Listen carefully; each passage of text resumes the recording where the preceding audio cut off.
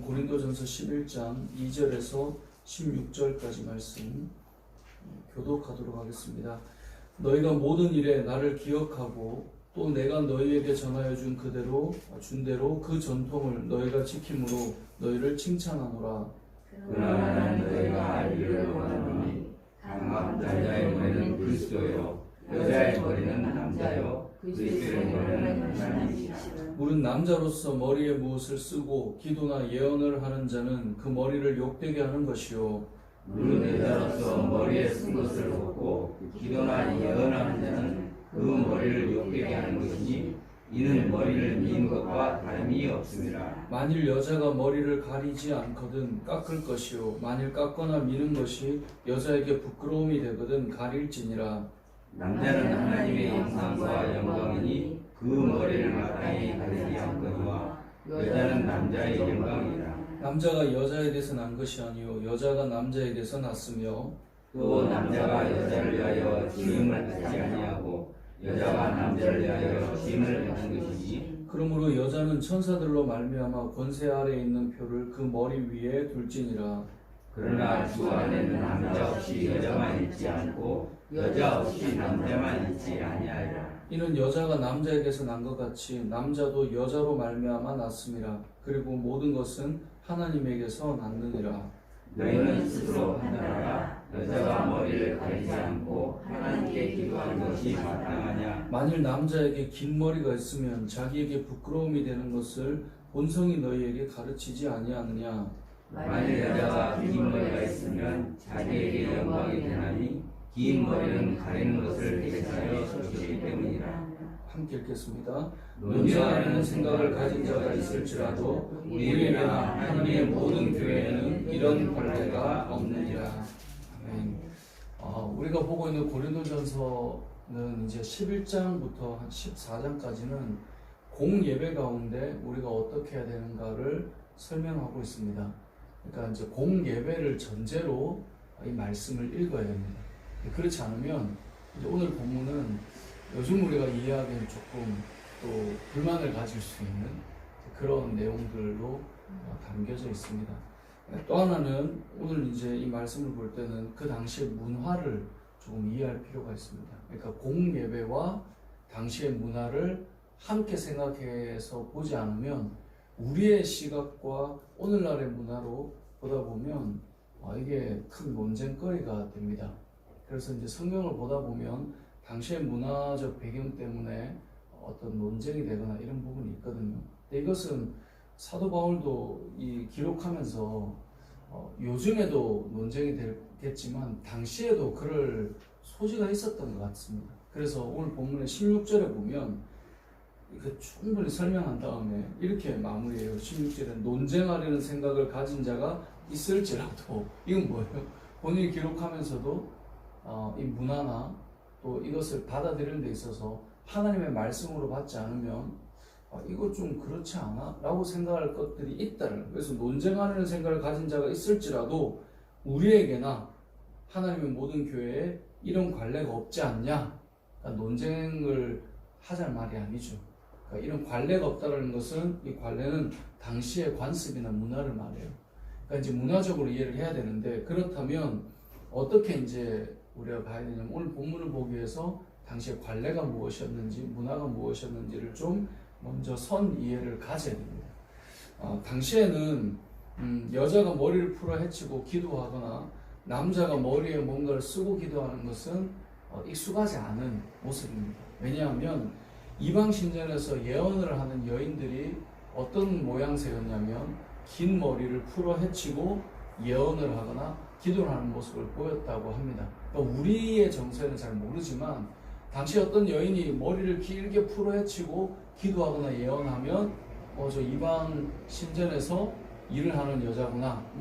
예전에 우리나라로 보자면 색동옷을 입고 방울을 흔들면 무당인가 이런 생각을 하는 것처럼 그 당시의 문화 자체가 풀어헤친 긴 머리에 기도하고 뭔가 막 이야기를 하고 예언을 하면 지금 우리 정서로 보면 무당인가 이런 것처럼 이방 신전의 여인으로 생각을 했다는 거예요. 뿐만 아니라 머리가 긴 남자들이나 머리가 짧은 여인들은 당시에 이제 몸을 파는 그러한 어떤 일을 했던 이제 매춘의 일을 했던 사람들이 생각이 나는 그런 이제 당시 문화를 이해를 해야 됩니다.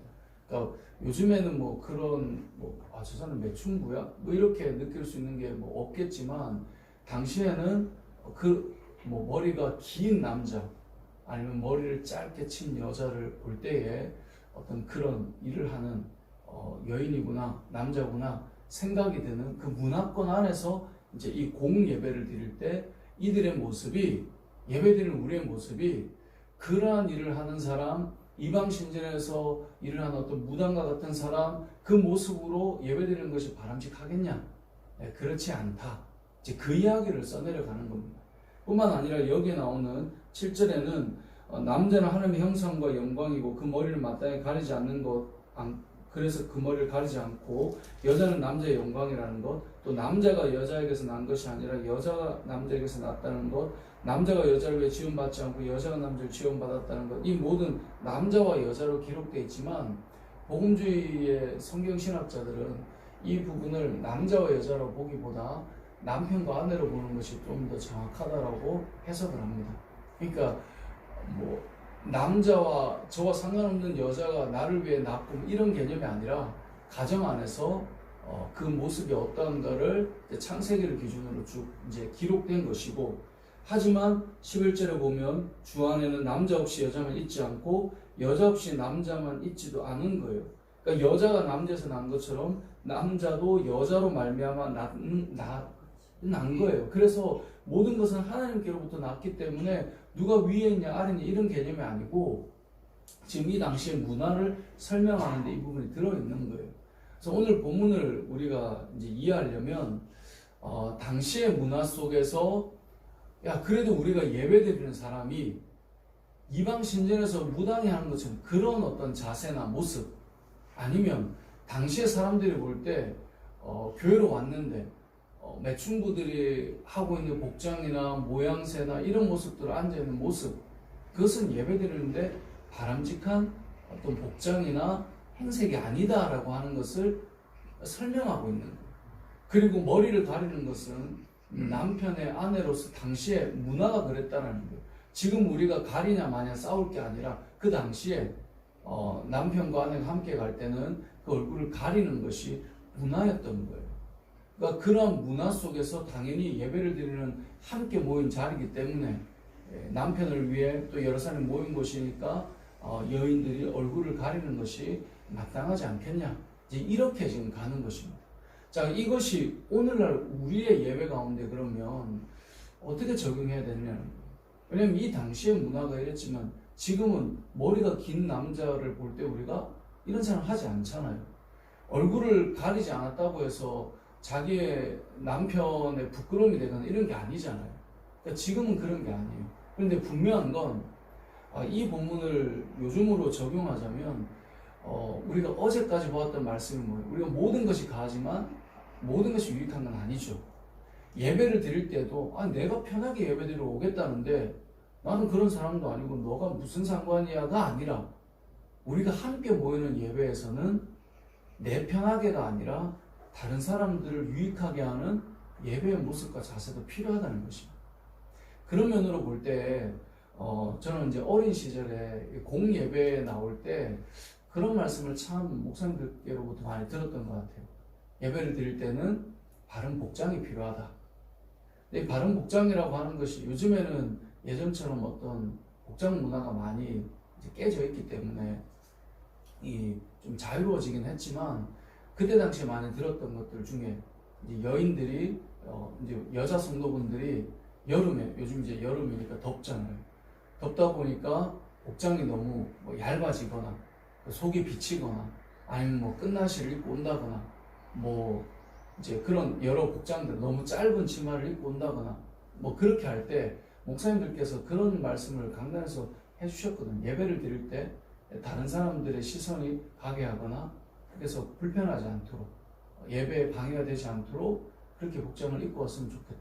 저만 들었나요? 저는 이제 그렇게 이제 들었던 기억들이 있거든요. 그러니까 왜 그런 이야기를 하셨을까요?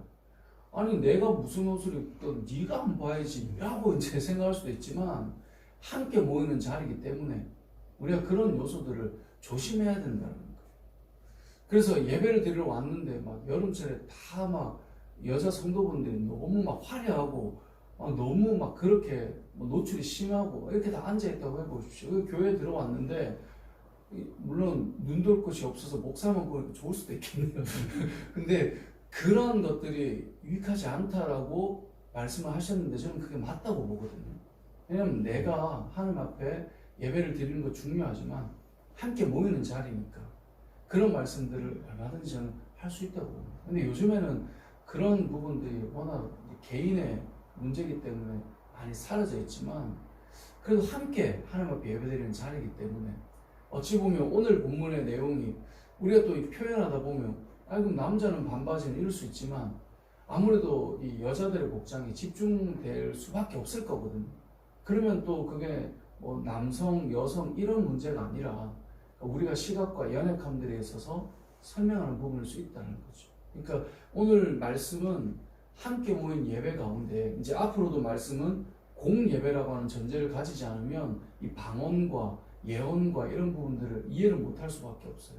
11장부터 공동체 예배가 드려질 때 함께 모였는데 그때 모였을 때 우리가 그런 오해를 사거나 그런 모습이나 복장이나 그런 행색이 되지 않도록 주의해라 이런 말씀이기 때문에 이것은 우리가 지금까지 보았던 모든 것이 가하지만 유익한 거 아닌 것 하지 않겠다는 거잖아요.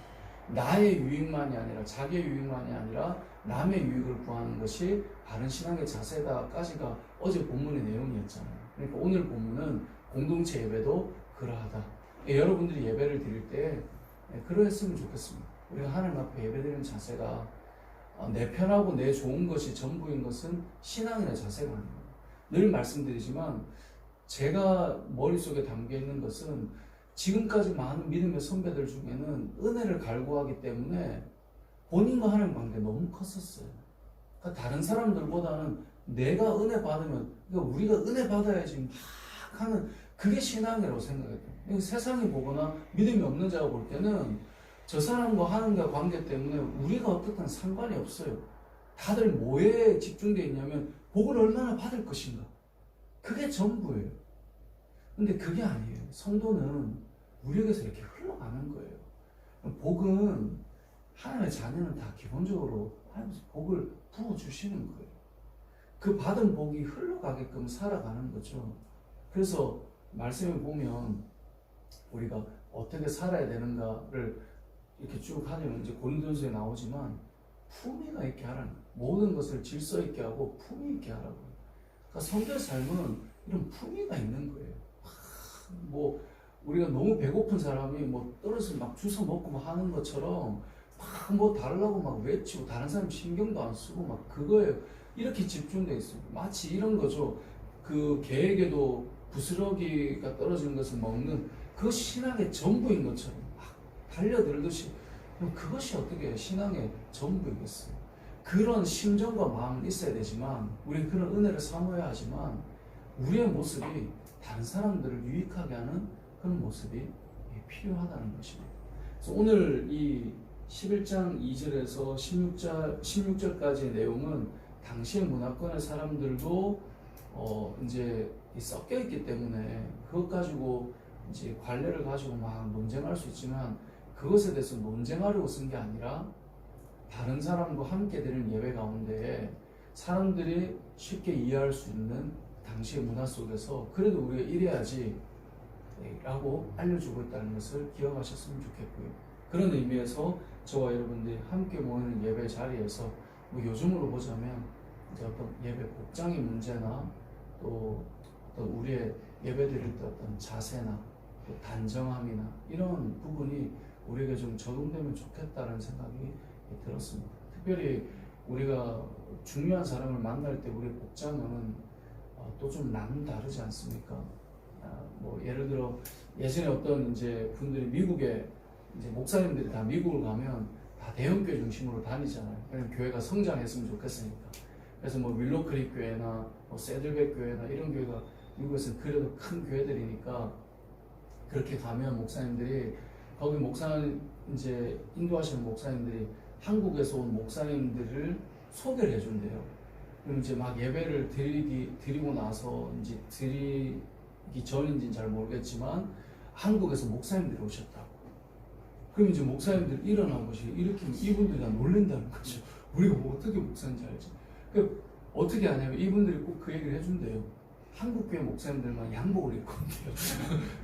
거긴 설교하는 분도 프리한데 우리나라는 이제 한국교회 목회자들 다 정장을 입고, 또 예전에는 저도 저희 아버님이 이제 양복을 입고 일하신 분은 아니셨는데 주일만 되면 이렇게 양복을 갖춰 입고 타이를 매시고 교회를 가셨거든요. 그러니까 이제 우리는 그게 뭔가 좀 갖추는 예의잖아요. 그래서 이제 그 우스갯말도 듣고 이래서 한국계 목회자들도 좀 우리도 좀 변해보자 이래서 뭐 좀 프리하게 있기도 하고 이러지만, 저는 어떤 마음이 있냐면 한편으로는 되게 귀한 마음 아닐까라는 생각이 들어요. 우리가 결혼식을 가는데 그냥 반바지에 반팔 입고 좀 바꿔보자, 뭐 꼭 그렇게 갖춰야 돼 이럴 수도 있지만, 어떤 사람을 축복해 줄 때 갖춘 어떤 예식에 맞는 옷들이 있잖아요. 뭐 아무리 편해도 뭐 직종에 따라 좀 다르긴 하지만 면접을 볼 때 우리가 잘 갖춰서 면접이 복장들이 또 있지 않습니까? 적어도 우리가 하나님 앞에 예배를 드리고 할 때에 그래도 주일 예배 하나님 앞에 서는 우리들의 자세나 옷이 막 어디 놀러 가는 복장처럼 앉아서 마음만 중요한 것처럼, 만약에 그럴 것 같으면 세상에서도 그렇게 살아야 되지만 사실 안 그렇잖아요. 우리가 뭐 상견례를 하거나 뭔가 격식을 갖춰야 될 때 누가 그렇게 막 나갑니까? 다 갖춰서 입죠. 우리 하나님 앞에 예배를 드릴 때 우리의 모습이나 자세. 최근에 이제 온라인 예배가 있었을 때에도 제 친구가 이제 거기도 온라인으로 예배를 드리는데 아이가 집에서 예배 드리는 걸 영상을 찍었더라고요. 율동을 너무 잘한다고 꼭 봐달라는 거예요. 늦게 결혼했어요. 40이 넘어서 결혼한 자매인데 꼭 봐달라고. 근데 저는 그 모습을 너무 감동했는데 애가 복장을 너무 잘 갖춰 입고 이렇게 있더라고요. 그리고 이제 율동을 막 하는데 그 율동하는 모습은 막 눈에 들어오지는 않았는데 그 갖춰 정말 이제 몇 살 안 되거든요. 3살, 4살 이 정도인데 그렇게 갖춰 입고 예배를 드리고 있는 아이의 모습이 좀 너무 귀하더라고요. 집에서 예배를 드린다 해도 정말 그렇게 하나님 앞에 갇혀 있는 그 모습, 그 자세, 저는 그게 필요하다고 생각합니다. 함께 모여서 예배드리는 우리들이 다른 사람의 유익함을 우리가 가져야 되고요. 하나님 앞에 선 우리들의 자세나 행색이나 이런 것들이 어떤 모습인가를 좀 돌아보고 공예배로 나아가는 것. 당시의 문화로 우리가 적용할 것은 지금은 없지만 오늘 우리의 문화 속에서 그래도 높으신 하나님 앞에 우리가 나아가는 우리의 모습들을 돌아보고 그렇게 예배를 드리는 저와 여러분 되시고 주님의 이름으로 축복합니다. 아멘.